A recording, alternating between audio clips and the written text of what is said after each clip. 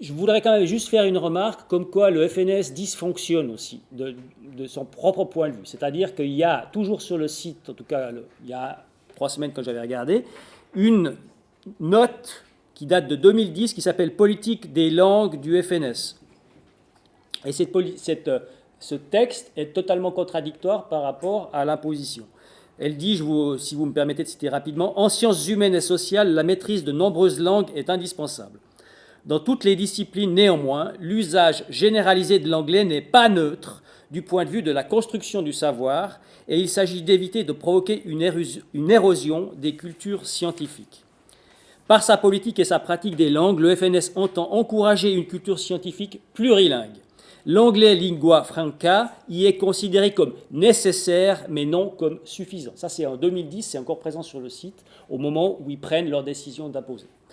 Le FNS semble donc dans cette affaire néanmoins avoir une tactique ou une stratégie, malgré ses contradictions.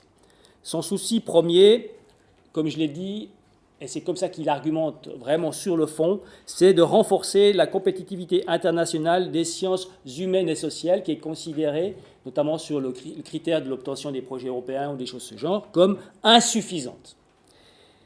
Il se garde pourtant d'appliquer à l'ensemble des sciences humaines et sociales la mesure, puisque l'obligation, elle n'est pas posée aux historiens, aux sociologues, etc. Donc, deuxième contradiction, on diagnostique un problème pour l'ensemble des sciences humaines et sociales et on applique une solution supposée qui a une partie de celle-ci, en l'occurrence la science politique, sachant, je ne l'ai pas dit, mais que c'est déjà imposé en sciences économiques et en psychologie, mais pas en sociologie et ailleurs. Bon, bien. Bref, tout se passe comme si le FNS procédait par étapes, c'est des politiques quand même, ils ont une logique stratégique finalement, par étapes et commençait là où il anticipe effectivement le moins de résistance possible. Raté, il y a quand même eu de la résistance. Bon, bien.